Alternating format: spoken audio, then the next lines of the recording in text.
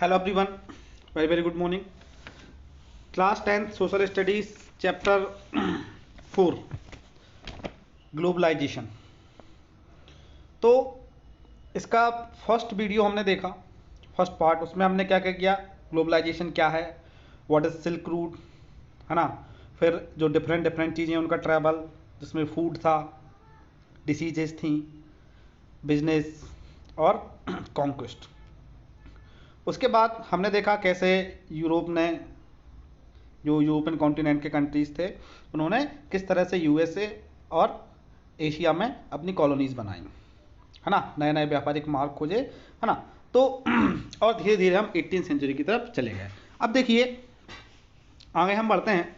तो अब हमारा जो नेक्स्ट टॉपिक होने वाला है वो है द 19th सेंचुरी, 1815 से 1914 तक। 99 ईयर्स का जो टेनर है उसमें क्या क्या चेंजेस होने वाले हैं उसको हम इस वीडियो में देखने वाले हैं। क्या लिखा हुआ है यहाँ पे, the world change profoundly in the 19th century. Economic, political, social, culture and technological factors interested in complex way to transform society and reshape external relationship. जो जब पूरी दुनिया कनेक्ट होने लगी एक दूसरे से, तो उसकी वजह से कई सारे फैक्टर्स यहाँ से वहाँ गए, है ना। राजनीतिक हो, चाहे सामाजिक हो, चाहे कल्चरल हो और चाहे टेक्नोलॉजी हो, है ना। टेक्नोलॉजी में कैसे कुछ देशों में कुछ अलग टाइप की मशीन्स हैं, कुछ देशों में अलग टाइप की मशीन्स हैं, तो एक दूसरे से वो घुल मिल गए। अब यहाँ पे देखिए जब एक दूसरे के साथ आदान प्रदान होगा, एक दूसरे देशों में आना जाना होगा, तो कुछ चीज़ों का फ्लो हो रहा है, कुछ चीज़ें यहाँ से वहाँ जाएंगी। तो यहाँ पे जो इकोनॉमिस्ट हैं, जो थिंकर्स हैं, उन्होंने 3 इंपॉर्टेंट चीज़ों को आइडेंटिफाई किया है कि वो कौन सी 3 इंपॉर्टेंट चीज़ें हैं जिनका फ्लो पूरी दुनिया में हुआ और उसके फिर क्या हमको असर देखने को मिले। तो first of all the first flow is of trade which is in 19th century referred largely to trade in goods. अब देखिए पहला जो फ्लो उन्होंने आइडेंटिफाई किया वो था व्यापार का। व्यापार एक जगह से दूसरी जगह हो रहा है। अब व्यापार में जो कुछ खास चीज़ें थी जिनका व्यापार हो रहा था वो था क्लॉथ और व्हीट, है ना, कपड़ों का और अनाज का। सेकेंड जो फ्लो है वो था लेबर का। अब आप बोलेंगे लेबर का कैसे फ्लो, देखिए अगर आप अमेरिका में जाएंगे वहाँ पे लेबर की कमी थी, है ना। तो ब्रिटिश यूरोपियंस ने क्या किया, उनकी जो दूसरी कॉलोनीज थी जैसे अफ्रीका हो गया या दूसरे देशों से, वहाँ लेबर्स आने जाने लगा। इवन यूरोप में भी कंडीशन आपने देखा कि काफ़ी ख़राब है, तो वहाँ से भी लेबर्स का एक जगह से दूसरी जगह माइग्रेशन होने लगा। किस लिए माइग्रेशन हुआ, इन सर्च ऑफ एम्प्लॉयमेंट, है ना। उन्होंने रोजगार के लिए लोगों ने एक जगह से दूसरी जगह जाना शुरू कर दिया। अब देखिए जरा, माइग्रेशन के 2 पहलू हैं। एक तो है बिलिंग माइग्रेशन, है ना, लोग अपनी मर्जी से व्यापार अपॉर्चुनिटी, बिजनेस अपॉर्चुनिटीज़ के लिए या किसी नौकरी की तलाश में दूसरे देशों में गए। और कुछ जगह पे फोर्सफुली माइग्रेशन भी होगा, जहाँ पे बंधुआ मजदूरों के बारे में हमने पहले भी पढ़ा है और इस चैप्टर में भी हम आगे इसको देखेंगे। उसके बाद थर्ड जो फ्लो है जो आइडेंटिफाई किया गया वो है कैपिटल का फ्लो, फ्लो ऑफ कैपिटल, है ना। क्यों, कैपिटल आने पैसा, है ना। तो जो अमीर देश थे उन्होंने क्या किया, दूसरे देशों में पैसा भेजना शुरू किया, है ना। पैसा कोई फ्री में तो भेजेगा नहीं, ऑब्वियसली उस पर उनको कुछ मुनाफा कमाना था। तो जिन देशों में मिनरल्स या दूसरे रिसोर्सेज की अधिकता थी वहाँ पे उन्होंने पैसा इन्वेस्ट किया और बाद में उससे काफ़ी पैसा उन्होंने भी कमाया भी। तो 3 चीज़ों का यहाँ पे आपको फ्लो देखने को मिल रहा है। सबसे पहले ट्रेड, है ना, व्यापार हो रहा है, लेबर हो रहा है और पैसे का। तो ये अपना इस टॉपिक में यहाँ पे अगर कोई पूछे कि किन मेन 3 चीज़ों का फ्लो हुआ, तो सबसे पहले ट्रेड में भी गुड्स एंड व्हीट, उसके बाद सेकंड नंबर पे क्या आएगा, लेबर, और थर्ड नंबर पे कैपिटल। अब ये 19th सेंचुरी की बात है जब ये सारे ही फ्लो हो रहे हैं। देखिए ना, ये जो सारे फ्लो है ना वो एक दूसरे से कहीं ना कहीं इंटरकनेक्टेड हैं। क्या है, the interconnections could be broken. अब देखिए जरा, इंटरवोवन है ना, एक दूसरे में उलझे हुए हैं। कैसे, व्यापार होगा तभी लेबर की रिक्वायरमेंट होगी, तो व्यापार हो रहा है इसलिए लेबर भी जा रही है ना। और व्यापार कब हो रहा है, व्यापार में पैसा लगता है ना, तो यहाँ पे अगर आप देखेंगे तो जो कैपिटल है उसका भी फ्लो हो रहा है। तो अगर कैपिटल नहीं जाएगा तो बिजनेस नहीं होगा, बिजनेस नहीं होगा तो लोग वहाँ एम्प्लॉयमेंट की तलाश में नहीं जाएंगे। तो कहीं ना कहीं ये सारे आपस में कैसे हैं, कनेक्टेड हैं। तो अब लॉन्ग टर्म में जब इसका इन्होंने इफेक्ट देखा तो आप पाएंगे कि कैसे दुनिया की जो इकोनॉमी है वो अब धीरे धीरे शेप ले रही है ना। जो शुरुआत हुई है धीरे धीरे वो एक नई इकोनॉमी बन रही है। अब वो इकोनॉमी कैसे बनेगी वो हम आगे इस टॉपिक पे देखने वाले हैं। अब देखिए यहाँ पे बहुत अच्छा एक वर्णन मिलेगा आपको। A good place to start is changing the pattern of food production and consumption in industries in Europe. Europe में क्या हो रहा है कि पॉपुलेशन बढ़ रही है, वहाँ की इंडस्ट्रीज ग्रो कर रही हैं, है ना। तो इसकी वजह से क्या हो रहा है कि फूड की जो डिमांड है वो भी बढ़ रही है ना, क्योंकि इंडस्ट्रियलाइजेशन होगा तो लोगों के पास पैसा आएगा, है ना। तो उनका लिविंग स्टैंडर्ड यहाँ पे आपको बढ़ता हुआ देखने को मिलेगा और जिससे क्या होगा, सीधा सीधा असर फूड की डिमांड पे पड़ता है। अब अगर फूड की डिमांड के बारे में बात की जाए तो हर एक जो देश होता है ना वो सेल्फ सफिशिएंट होना चाहता है। कोई भी देश हो चाहे वो सोचता है कि मैं बाकी चीज़ें भले ही दूसरे पे डिपेंडेंट हो जाऊं लेकिन फूड के लिए मैं सेल्फ डिपेंडेंट होना चाहूँगा। अब ब्रिटेन जो यूरोप का जो केस है ना वो थोड़ा सा स्ट्रेंज है ना, क्योंकि यूरोप में उस टाइम पे खाने पीने की चीज़ों का जो प्रोडक्शन हो रहा था, जो फूड प्रोडक्शन हो रहा था वो बहुत लोअर क्वालिटी का था और जिस अमाउंट में वो फूड प्रोडक्शन कर रहे थे वो भी बहुत कम था। तो सीधी सीधी बात है, अगर ब्रिटेन फूड के मामले में अगर सेल्फ सफिशिएंट होना चाहता है, वो खुद का फूड खुद ही प्रोड्यूस करना चाहता है, तो इसका मतलब क्या है कि वो एक लोअर लिविंग स्टैंडर्ड की तरफ बढ़ेगा। क्यों बढ़ेगा, उसके रीज़न है। क्यों, क्योंकि वहाँ पे फूड का प्रोडक्शन एक तो उतना नहीं है जितनी अब रिक्वायरमेंट बढ़ रही है। रिक्वायरमेंट क्यों बढ़ रही है, क्योंकि वहाँ पे बिजनेस बढ़ रहा है तो लोगों का वे ऑफ लिविंग बढ़ रहा है, तो वो ज़्यादा फूड अब कंज्यूम कर सकते हैं जो कि उन्हें मिल नहीं रहा। क्यों नहीं मिल रहा, क्योंकि ब्रिटेन में प्रोडक्शन नहीं है और जो प्रोडक्शन है वो लो क्वालिटी का है।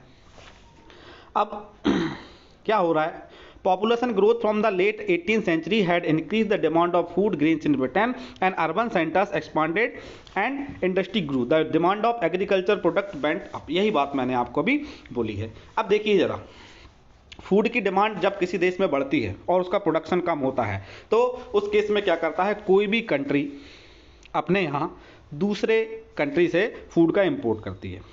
अब जब चीज़ों का इंपोर्ट हो जाता है तो उससे क्या होता है, मान लीजिए हमारे यहाँ गेहूं की डिमांड बहुत ज़्यादा हो गई है और हमारे यहाँ प्रोडक्शन नहीं हुआ है, तो अब डिमांड ज़्यादा है, प्रोडक्शन कम है, तो गेहूं का प्राइस बढ़ जाएगा। इससे क्या होगा, किसानों को काफ़ी फ़ायदा होता है, लेकिन लोगों को परेशानी हो रही है ना। तो गवर्नमेंट यहाँ पे ये सोच रही थी, यूरोपियन गवर्नमेंट, कि हम एक काम करते हैं कि फूड का इंपोर्ट करते हैं, इससे क्या होगा, सारी समस्याएं दूर हो जाएंगी। लेकिन वहाँ के जो लैंड लॉर्ड्स थे, है ना, लैंड ओनर्स थे, उन्होंने गवर्नमेंट पे बहुत ज़्यादा प्रेशर बनाया। क्या प्रेशर बनाया, उन्होंने बोला कि आप फूड को इंपोर्ट नहीं कर सकते, है ना। और गवर्नमेंट पे ज़बरदस्ती प्रेशर बना के उन्होंने कुछ लॉ बनवा दिए, कानून बनवा दिए, उनको बोलते हैं कॉर्न लॉ। ध्यान देना, क्या है, इंपोर्ट ऑफ कॉर्न, है ना। मेनली मक्का वो खाते थे, है ना, तो मक्के के इंपोर्ट पे उन्होंने क्या कर दिया, बैन लगवा दिया, है ना। ये किस लिए किया गया, यूरोपियन कंट्रीज की गवर्नमेंट ने वहाँ के लैंड ऑनर्स जो थे उनके प्रेशर में आके किया। अब वो लैंड ऑनर ऐसा क्यों चाहते थे, वो ऐसा इसलिए चाहते थे क्योंकि उनका मानना था कि अगर दूसरे कंट्री से जो फूड ग्रेन इंपोर्ट होंगे उनकी क्वालिटी है बहुत अच्छी है और उनका जो प्राइस है वो भी बहुत कम है ना। जितने में ये लोग वहीं के वहीं देश के देश में अगर बेचते थे उससे कहीं सस्ता वो दूसरी कंट्री से इंपोर्ट कर सकते थे और काफ़ी अच्छी क्वालिटी का। तो इससे क्या होता, जो लोकल लैंड ओनर्स थे उनका जो कॉर्न था उसकी डिमांड घट जाती और उनको बहुत ज़्यादा नुकसान होने वाला था, है ना। तो इसलिए उन्होंने क्या किया, गवर्नमेंट पे प्रेशर बनाया और कॉर्न लॉज इंट्रोड्यूस करवा दिए। ध्यान देना, कॉर्न लॉज। अब इससे क्या हो रहा है कि लोगों में काफ़ी गुस्सा है। क्यों, क्योंकि भैया यूरोपियन कंट्री का जो फूड है वो कौन है, उसकी क्वालिटी भी अच्छी नहीं है और वो बहुत ज़्यादा महंगा हो रहा है। अब जब खाना महंगा होगा तो क्या होगा, एक टाइप की ऐसी सिचुएशन बन जाती है किसी भी कंट्री में, क्योंकि लोगों के लिए सबसे इंपॉर्टेंट क्या है, खाना ही है। वही नहीं मिलेगा तो वो परेशान हो जाएंगे। तो जब लोगों ने इसका विरोध किया बहुत ज़्यादा, तो वहाँ के जो कॉर्न लॉस है ना, उनको बाद में गवर्नमेंट को हटाना पड़ा। अब क्या है, कॉर्न लॉ के हटने का मतलब था कि ब्रिटेन में जिस भाव पर भोजन का उत्पादन होता था उससे कहीं सस्ते दर पर उसे आयात किया जा सकता था। ब्रिटेन के किसानों द्वारा उगाए गए अनाज इस कंडीशन में नहीं थे कि वो दूसरे कंट्री से आयात किए जाने वाले अनाज के आगे टिक सकें। तो इसकी वजह से क्या हुआ, अब उनको नुकसान होने लगा तो उन्होंने खेती करना छोड़ दिया और खेती की ज़मीन का एक बहुत बड़ा जो हिस्सा था ना उसको खाली छोड़ दिया गया। अब खेती की ज़मीन का एक बहुत बड़ा हिस्सा जब खाली रहेगा तो उस पर जो काम करने वाले लोग थे वो बेरोजगार हो जाएंगे, अनएम्प्लॉयमेंट बढ़ेगा, है ना। तो इस टाइम पे देखा गया कि अनएम्प्लॉयमेंट थोड़ा सा ज़्यादा ब्रिटेन में बढ़ गया। तो अब क्या होगा, देखिए इसका असर देखिए, खेती गाँवों में होती है और जब कॉर्न लॉ खत्म होने की वजह से जब बाहर से आयात हुआ तो लोगों ने खेती करना छोड़ दिया, तो लोगों का रोजगार छिन गया। जब जिन लोगों का रोजगार छिना, अब वो क्या करेंगे, एम्प्लॉयमेंट की तलाश में शहरों की तरफ जाएंगे। और शहरों में आपको पता है क्या होता है, वहाँ खेती तो होती नहीं है, वहाँ फैक्ट्रीज होती हैं। और सिर्फ यूरोप के ही शहरों की तरफ नहीं, जो लोग थे वो दूसरे कंट्रीज की तरफ भी मूव करने लगे। अब देखिए यहाँ पे एक बहुत अच्छी चीज़ होती है कि जो फूड प्राइस गिर रहे हैं ना, तो गिरते दामों की वजह से ब्रिटेन में खाने पीने की चीज़ें हैं ना, उनकी डिमांड बढ़ने लगी। किसी भी चीज़ की जब कीमत गिरती है ना, जब कीमत कम हो जाएगी तो ज़्यादा से ज़्यादा लोग उसको खरीदना चाहते हैं, है ना। जिसके पास कम पैसा है वो भी खरीदेगा। तो चीज़ों की डिमांड कम हुई तो क्या होगा, डिमांड कम नहीं हुई तो चीज़ों की कीमत कम हुई, तो उसकी वजह से डिमांड बढ़ी। देखिए असर देखिए आप थोड़ा सा कि पहले तो आपको लग रहा है कि वहाँ खेती बंद हो गई, लोग बेरोजगार हुए, है ना, पर उसका असर बहुत अच्छा होने वाला है। जब लोग बेरोजगार हुए तो शहरों की तरफ गए, दूसरे देशों की तरफ गए या शहरों की तरफ गए, तो उनको वहाँ सिटीज़ में जॉब मिली तो उनका लिविंग स्टैंडर्ड थोड़ा सा इंक्रीज हुआ। और साथ ही साथ सस्ता अनाज तो वो मंगवा ही रहे हैं क्योंकि कॉर्न लॉस तो हट चुके हैं। तो गिरते दामों की वजह से ब्रिटेन में खाने पीने की चीज़ों की मांग बढ़ने लगती है और अब इस डिमांड को पूरा करने के लिए जो इंडस्ट्रियलाइजेशन है वो भी और ज़्यादा होगा, है ना। तो औद्योगिकरण की वजह से क्या हुआ, लोगों की आमदनी भी बढ़ गई है। तो इसके परिणाम स्वरूप ब्रिटेन को भोजन आयात करने की जरूरत पड़ने लगी, ज़्यादा से ज़्यादा फूड को उनको इंपोर्ट करने की जरूरत पड़ने लगी। अब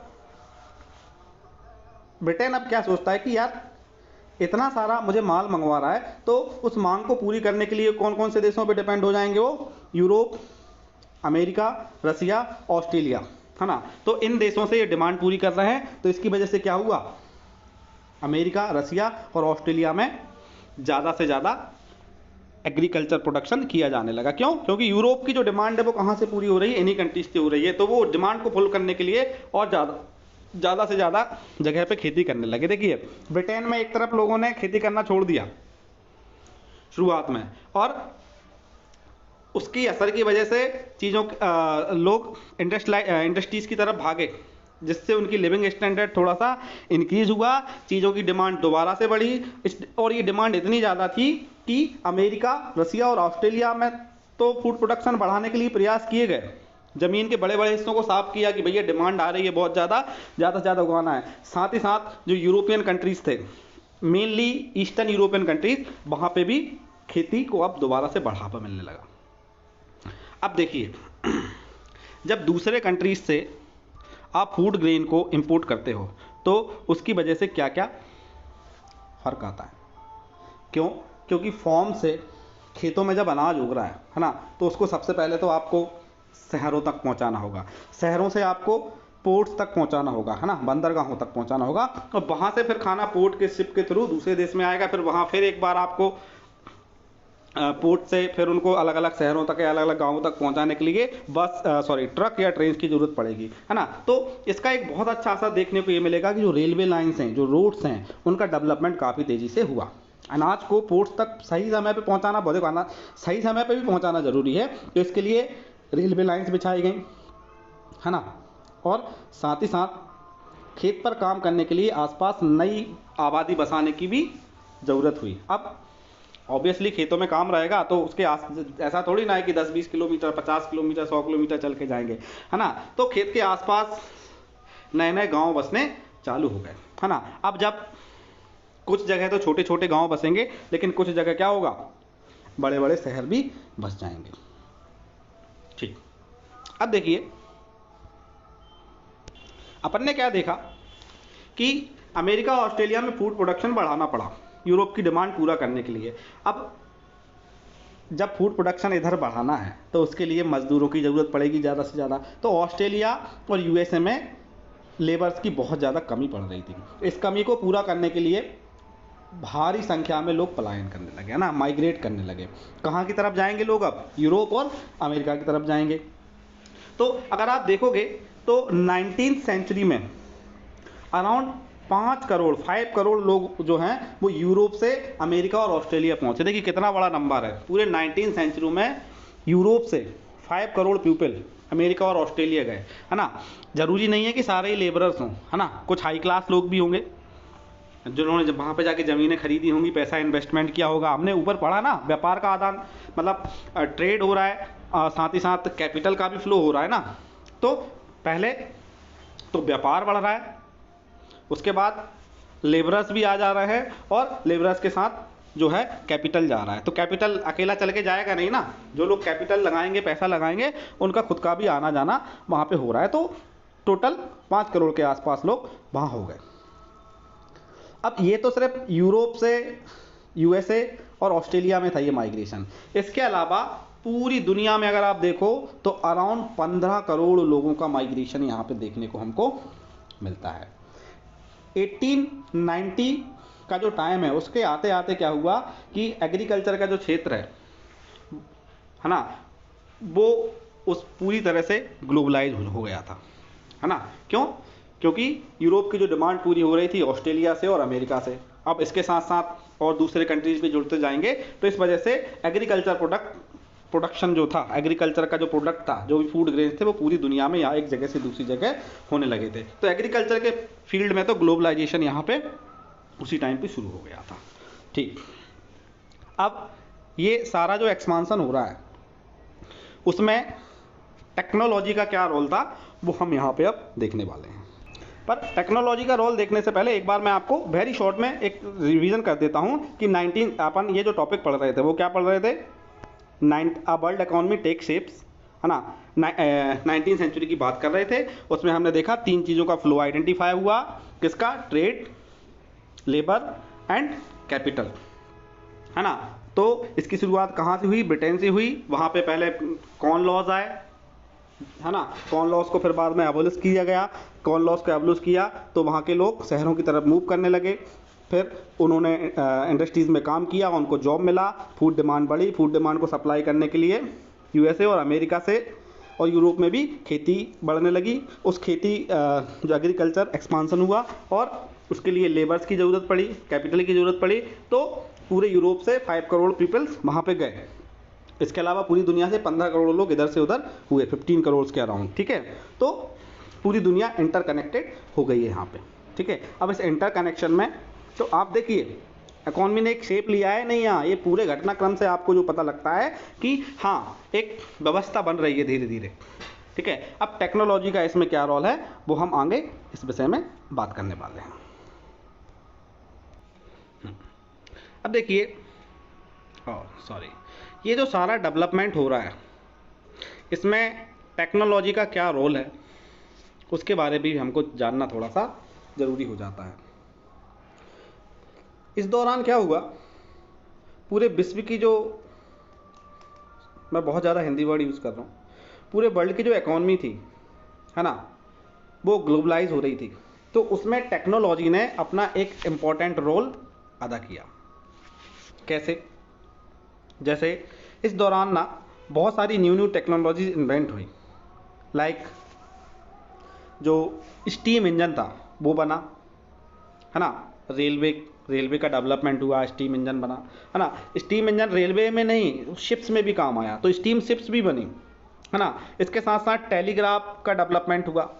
टेलीग्राफ के आने से क्या फ़ायदा हुआ, जो इन्फॉर्मेशंस हैं वो बहुत तेज़ी से इधर से उधर होने लगी। टेलीग्राफ, रेलवे, स्टीम शिप्स, है ना। इसके अलावा यहाँ पे जो अलग अलग पोर्ट थे, है ना, उनको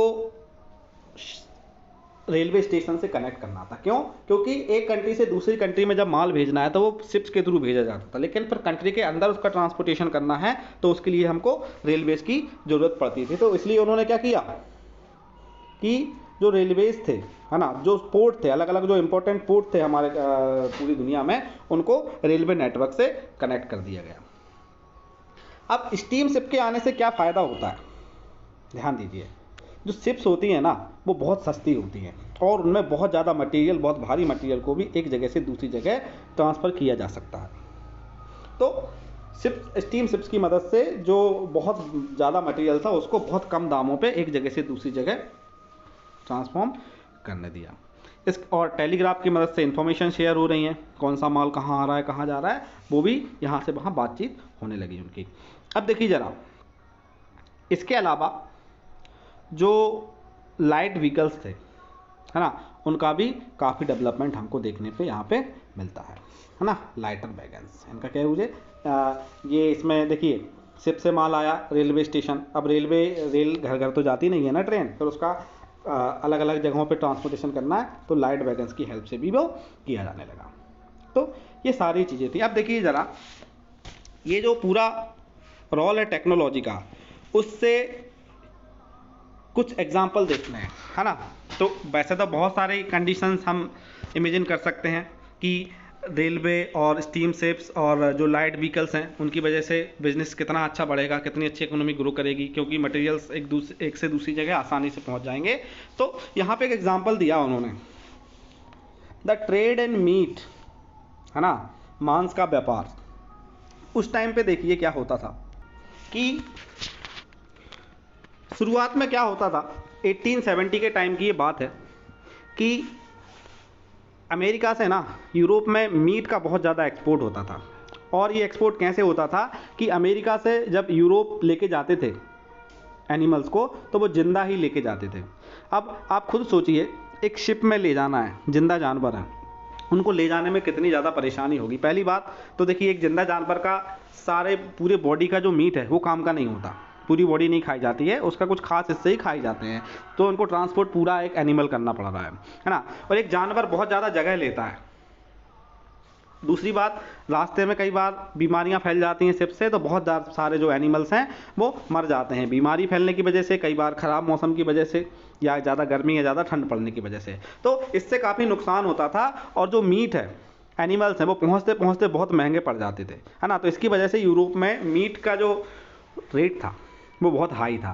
तो इसलिए ज़्यादातर यूरोपियंस के लिए ना जो मीट है एक लग्जरी आइटम था, जिसको वो कभी कभार ही खा सकते थे, सिवाय अगर छोड़ दिया जाए कुछ अमीर लोगों के, तो सबके लिए वो एक लग्जरी आइटम बन चुका था। तो अब यहाँ पे एंट्री होती है किस चीज़ की, रेफ्रिजरेशन टेक्निक की, है ना। हम बात ही कर रहे हैं टेक्नोलॉजी की, तो यहाँ पे एक रेवोल्यूशनरी टेक्निक आती है रेफ्रिजरेशन की, है ना। फ्रीज़र इन्वेंट अब हो गए हैं, कैसे चीज़ों को ठंडा रखा जाए। तो अब ये जो रेफ्रिजरेशन की टेक्नोलॉजी है वो शिप्स में इस्तेमाल की गई। ऐसे शिप्स बनाए गए जो रेफ्रिजरेटेड रहेंगे पूरी तरीके से, और उनमें कोई भी मटेरियल आप एक जगह से दूसरी जगह ले जाओगे तो वो ठंडा रहेगा और लंबे वक्त तक ख़राब नहीं होगा। तो अब इसका मीट के जो व्यापार है ना, मीट का जो ट्रेड है, उस पर क्या प्रभाव पड़ेगा। तो देखिए, जिन जानवरों को पहले जिंदा लाया जाता था वो जगह ज़्यादा रखते थे, खाते थे, है ना, बहुत वेस्टेज होता था। तो अब मीट को वहीं पे अमेरिका में ही कट कर लिया जाता है, और जो ख़राब हिस्से हैं, जो काम के नहीं, उनको फेंक दिया जाता है, और जो प्रोसेस्ड मीट है उसको इन रेफ्रिजरेटर्स में पैक करके भेज दिया जाता है। इससे कम जगह में बहुत ज़्यादा मीट आने लगा। तो इसकी वजह से क्या हुआ कि ब्रिटेन में मीट की जो सप्लाई है वो बहुत ज़्यादा बढ़ गई, और मीट के जो रेट हैं वो काफ़ी गिर गए। तो वहाँ के अब जो गरीब लोग थे, जो ज़्यादातर आबादी थी, वो अब मीट को वहाँ पे अफोर्ड कर सकती है और उसको खा सकती है। आम आदमी भी मीट को नियमित रूप से खा सकता है। तो अब इसका असर देखिए क्या होगा कि जब लोगों का पेट भरा होता है ना, तो किसी भी देश में अगर लोग भूखे होंगे तो वहाँ अशांति होगी। आज भी आप देखोगे जिन देशों में आतंकवाद है ना, वहाँ खाने की बहुत कमी है। जिस देश के लोगों को सारी सुविधाएँ मिल रही हैं, अच्छी एजुकेशन, अच्छा खाना, वहाँ कभी भी दिक्कत नहीं होगी। तो जब लोगों का पेट भरने लगा ना सस्ते मीट की वजह से, तो यूरोप में ना सामाजिक शांति आ गई, सोशल पीस। तो सरकार की जो टेंशन थी ना, आधी यहीं पे दूर हो गई। क्यों? क्योंकि सरकार का ज़्यादातर वक्त इसी में लगा रहता था कि यहाँ भगदड़ मच गई, वहाँ लड़ाई हो गई, ये हो गई। अब जब लोगों का पेट भरा है तो वो शांति से अपना जीवन जीने लगे। तो अब सरकार, गवर्नमेंट क्या करेगी, उसका दूसरे चीज़ों के प्रति वो फोकस करने पे फोकस कर सकती है। अब देखिए ज़रा, जैसे ही लोगों का, जब तक लोग भूखे रहते हैं ना, उनका पहला गोल होता है कि मेरा पेट भर जाए कैसे भी। लेकिन एक बार व्यक्ति का पेट भर गया तो उसके अंदर फिर महत्वाकांक्षा है ना, नए नए गोल्स आने लगते हैं उसके मन में। तो यूरोप में भी यही हुआ कि यूरोप अब खाने की टेंशन से दूर हुआ तो उसने कॉलोनाइजेशन पे बढ़ावा देने लगा, है ना। अब उसका उद्देश्य था कि दूसरे देशों को हमको कॉलोनी बनाना है। अब इसका क्या असर होगा, देखिए, यूरोप के लिए तो काफ़ी अच्छा है, क्योंकि जिन कंट्री को उन्होंने अपनी कॉलोनी बनाया है उनसे उन्होंने बहुत पैसा कमाया। लेकिन इसका उन कंट्रियों पे बहुत बुरा प्रभाव पड़ेगा जिनको उन्होंने कॉलोनी बनाया है। क्यों? क्योंकि वहाँ से सारा पैसा ये लूट के ले आएंगे और वहाँ के जो लोग हैं उन पे बहुत अत्याचार करने वाले हैं, उनकी ज़िंदगी पूरी ख़राब कर देते हैं। अब देखिए, इस कॉलोनाइजेशन से किसका सबसे ज़्यादा नुकसान हुआ। तो एग्जाम्पल के तौर पे यहाँ पे है अफ्रीका का नाम दिया उन्होंने। अफ्रीका में कॉलोनाइजेशन बाकी दूसरे कॉन्टिनेंट के कंपैरिजन में बहुत ज़्यादा हुआ, चाहे आप अमेरिका देखो, ऑस्ट्रेलिया देखो या एशिया देखो, है ना। अफ्रीका में बहुत ज़्यादा गरीबी थी, तो अफ्रीका में रिसोर्सेज की कोई कमी नहीं थी, बहुत सारे वहाँ पे रिसोर्सेज थे। तो उन्होंने क्या किया कि सारे यूरोपियन कंट्रीज़ ने, जिससे कि आपस में उनके बीच विवाद ना हो, पूरे अफ्रीका को आपस में बांट लिया, है ना। और किस तरह से उन्होंने बांटा, अगर आप अफ्रीका के मैप को देखेंगे, है ना, ध्यान से देखिए इस मैप को, तो इसमें आपको ना सीधी सीधी लाइनें दिखाई देंगी जो कंट्रीज़ की। क्या आपने देखा है इंडिया का मैप देखा है, बॉर्डर्स कैसी हैं? क्या कभी स्ट्रेट लाइन में बॉर्डर होती हैं? यहाँ पे देखिए स्ट्रेट लाइन बॉर्डर, ये देखिए स्ट्रेट लाइन बॉर्डर, ये देखिए स्ट्रेट लाइन बॉर्डर, ये देखिए स्ट्रेट लाइन बॉर्डर।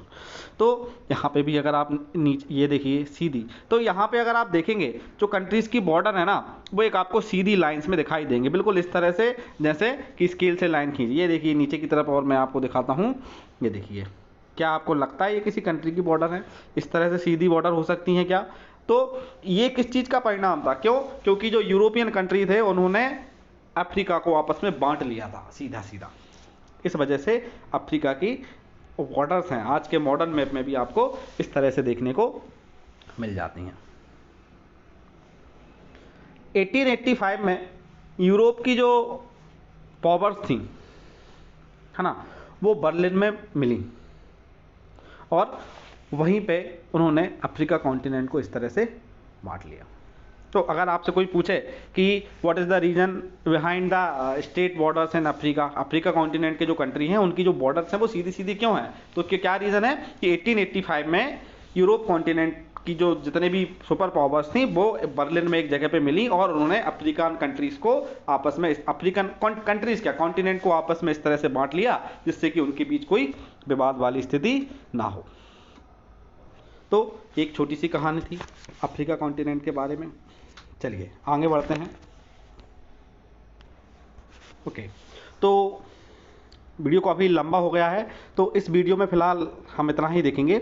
अब इसके बाद हमारा जो नेक्स्ट टॉपिक है ना, देखिए आप वीडियो को लिंक करके देखिएगा। हम कहाँ पहुँच गए हैं? अफ्रीका कॉन्टिनेंट पे पहुँच गए हैं। उसका हमने डिवीज़न देख लिया है और हमने ये भी देखा कि ब्रिटिशर्स वहाँ पे क्यों जा रहे हैं। क्यों? क्योंकि वहाँ पे मिनरल्स का बहुत ज़्यादा भंडार है और इस वजह से आपस में लड़ाई ना हो तो सारे जो यूरोपियन कंट्रीज़ हैं उन्होंने अफ्रीकन कॉन्टिनेंट को आपस में बांट लिया है। अब अफ्रीका में क्या कंडीशन होने वाली है उसके लिए हम नेक्स्ट वीडियो में यहाँ पे डिस्कस करने वाले हैं। Okay, thanks for watching, bye bye.